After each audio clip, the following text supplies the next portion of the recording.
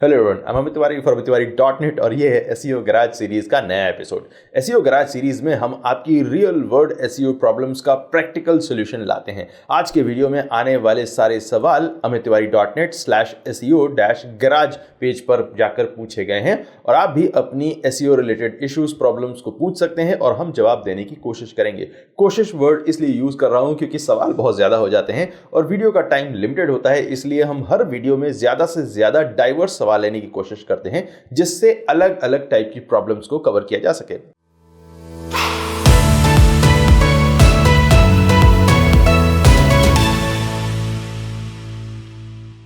आज के SEO garage में जो पहली गाड़ी आ रही है वो है मोहित हरजाई जी की। मोहित एक काफी जानी पहचानी वेबसाइट को रन करते हैं। इनके एक टूल को हमने अपने एक वीडियो में फीचर भी किया था।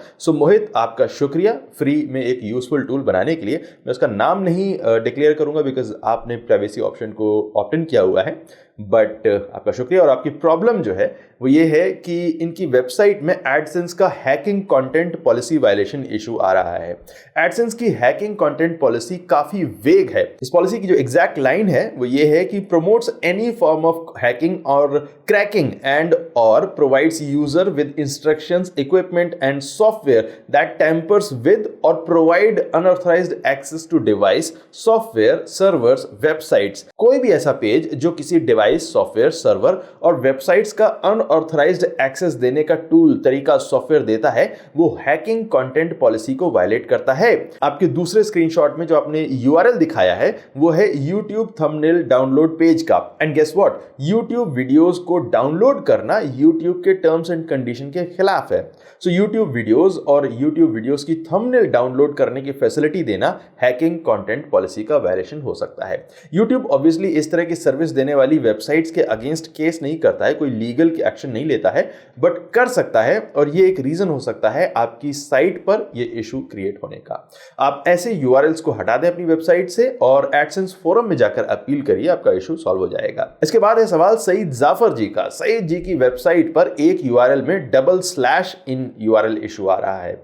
ये है स्लैश और इनकी वेबसाइट के एक यूआरएल में ये 2 बार आ रहा है। नॉर्मली हर यूआरएल में डबल स्लैश होते हैं, बट वो HTTP या HTTPS के तुरंत बाद होते हैं और इसके बाद अगर किसी यूआरएल में लगातार 2 बार स्लैश आ जाता है तो ये एक एरर जनरेट कर सकता है आपके एसईओ टूल की रिपोर्ट में। इस फॉरवर्ड स्लैश का मतलब यूआरएल्स के लिए होता है एंटर करना।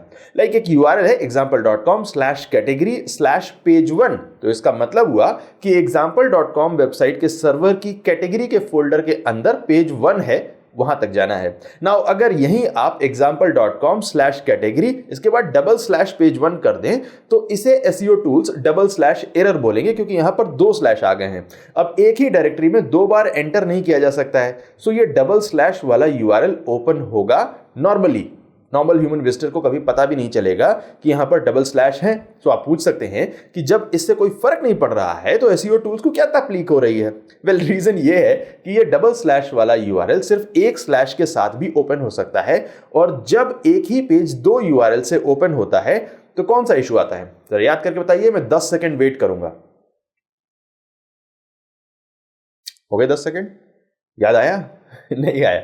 Duplicate content issue. एक ही पेज जब 2 यूआरएल से खुलता है तो दोनों यूआरएल्स एक दूसरे के डुप्लीकेट्स हो जाते हैं, इसलिए ये एक डुप्लीकेट इशू होता है। इसका सॉल्यूशन क्या है? वेरी सिंपल, आपको अपने उसी पेज के परमालिंक को सही करना है। आप Ahrefs, SEMrush जैसे टूल से अपने उन पेजेस की लिस्ट निकाल सकते हैं जिसमें डबल यूआरएल्स हैं। हमने स्क्रीमिंग फ्रॉग के एक वीडियो में भी आपको बताया है कि आप कैसे डबल स्लैश वाले यूआरएल्स को बड़ी आसानी से ढूंढ सकते हैं। इस वीडियो का लिंक अभी आपको टॉप राइट कॉर्नर में दिखाई दे रहा होगा और नीचे भी मिलेगा आपको इस वीडियो के डिस्क्रिप्शन में। वैसे सईद जी, आपका जो यूआरएल है वो JS फाइल का है, सो आपके लिए डुप्लीकेट कंटेंट वाला कोई इशू नहीं होगा। आप चाहें तो इस इशू को इग्नोर कर सकते हैं या फिर इसके यूआरएल को डेवलपर से बोलकर फिक्स करा सकते हैं। It's a very good question by the way. And you see, हमारा टारगेट इस सीरीज के साथ ऐसे ही कम दिखने वाले यूनिक और चैलेंजिंग इश्यूज को देखना है, इनके रीजंस को बाकी लोगों तक पहुंचाना है और उनका सोल्यूशन भी सबको दिखाना होता है, वरना आप बस रैंकिंग, इंडेक्सिंग के चक्कर में पड़े रह जाते हैं और जो रियल वर्ल्ड प्रॉब्लम्स आती हैं, जो आपके जॉब में, प्रोजेक्ट्स में आती हैं उनके बारे में कभी भी नहीं सुन पाते हैं। इसके बाद है सवाल यशवंत सोनकर जी का। यशवंत जी की कंपनी को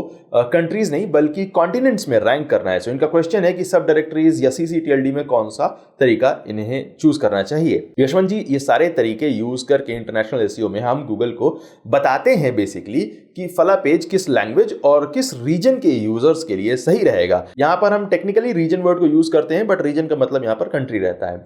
सब डायरेक्टरीज हो या सब डोमेन्स या CCTLD, तीनों एक पर्टिकुलर लैंग्वेज और एरिया के लिए बने हुए URLs को एक जगह कंबाइन करके दिखाते हैं। उसका तरीका है, जो रियल इंपैक्ट होता है वो hreflang टैग के जरिए उनके सही इंप्लीमेंटेशन से होता है। hreflang टैग के जरिए आप लैंग्वेज और रीजन को टारगेट कर सकते हैं।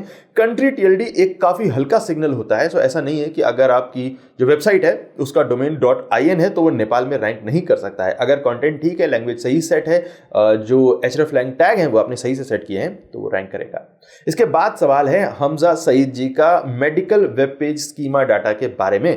मेडिकल वेब पेज टाइप के स्कीमा डाटा को अभी फिलहाल गूगल रिच रिजल्ट्स में सपोर्ट नहीं करता है, लेकिन इसका मतलब ये नहीं है कि इसे यूज नहीं किया जा सकता है। कुछ साइट्स ऐसी हैं जिसमें ऑलरेडी ये यूज किया जा रहा है इस टाइप का schema data. Medical page type के स्कीमा डाटा का जो लुक है, जो उसका स्ट्रक्चर है, वो कुछ इस तरह से दिखाई देता है JSON-LD फॉर्मेट में। इसमें कॉन्टेक्स्ट मेडिकल वेब पेज होगा बट टाइप मेडिकल कंडीशन होगा। इसमें मेडिकल कंडीशन का नाम आप देंगे जिसके बारे में उस पेज में बात की गई है, एंड देन उस पेज का कंटेंट बताना होगा। सिर्फ डायग्नोसिस बता रहे हैं या फिर ट्रीटमेंट भी बता रहे हैं। अगर आप सिर्फ डायग्नोसिस बता रहे हैं तो आप यहां पर सिर्फ डायग्नोसिस देंगे। अगर आप ट्रीटमेंट बता रहे हैं तो यहां पर सिर्फ ट्रीटमेंट देंगे। और अगर आपका पेज डायग्नोसिस और ट्रीटमेंट दोनों के बारे में बात कर रहा है तो आप दोनों को भी एक साथ एंटर कर सकते हैं। एंड जो भी इंफॉर्मेशन आप दे रहे हैं उसकी पूरी डिटेल्स देनी होगी। लाइक अगर आप मेन कंटेंट ऑफ पेज में ट्रीटमेंट के बारे में सिर्फ बात कर रहे हैं या ट्रीटमेंट भी इंक्लूड कर रहे हैं तो दवाओं के नाम भी आपको इस फॉर्मेट में देने होंगे। आप इस कोड को इस URL से जाकर कॉपी करके यूज कर सकते हैं। इसके बाद सवाल है प्रताप चौधरी जी का। चौधरी जी पूछ रहे हैं कि इनकी वेबसाइट के पेजेस 1-2 दिन तो रैंक करते हैं बट इसके बाद पता नहीं कहां चले जाते हैं। ये नई वेबसाइट और कम अथॉरिटी वाली साइट्स के साथ प्रॉब्लम होती है। देखिए, आपकी पोस्ट 1-2 दिन तक रैंक करती है, इसका मतलब है कि इंडेक्सिंग सही से हो रही है, जो कि अच्छी बात है। रैंकिंग सही हो रही है, वो भी एक अच्छी बात है। आपका कंटेंट सही है, बट आपकी वेबसाइट के पास अभी इनफ अथॉरिटी नहीं है। इसलिए जैसे ही बाकी पुरानी वेबसाइट्स कैचअप करती हैं, आपकी साइट की जो रैंक है, आपके पेजेस की रैंक है, वो नीचे चली जाती है। आपको थोड़ा सिमिलर वेबसाइट्स पर जाकर बैकलिंक्स गेन करने की जरूरत है। भर भर के बैकलिंक्स बनाइए मत, अच्छी वेबसाइट से बैकलिंक अर्न करने पर फोकस करिए। आपकी साइट के ऊपर गूगल का कॉन्फिडेंस बढ़ेगा और वेबसाइट्स के पेजेस लंबे टाइम तक रैंक करते रहेंगे। और इसी के साथ SEO गैराज के इस एपिसोड के सारे क्वेश्चन खत्म होते हैं। अगले एपिसोड में हम, जो कि बहुत जल्दी लाएंगे, उसमें और भी हम नए सवाल लेंगे जिससे आप लोगों के SEO रिलेटेड प्रॉब्लम्स और उनके सोल्यूशन के बारे में हम बातें कर सकें। Thank you so much watching this video. My name is Amit Tiwari for amittiwari.net and I will see you next time. Take care.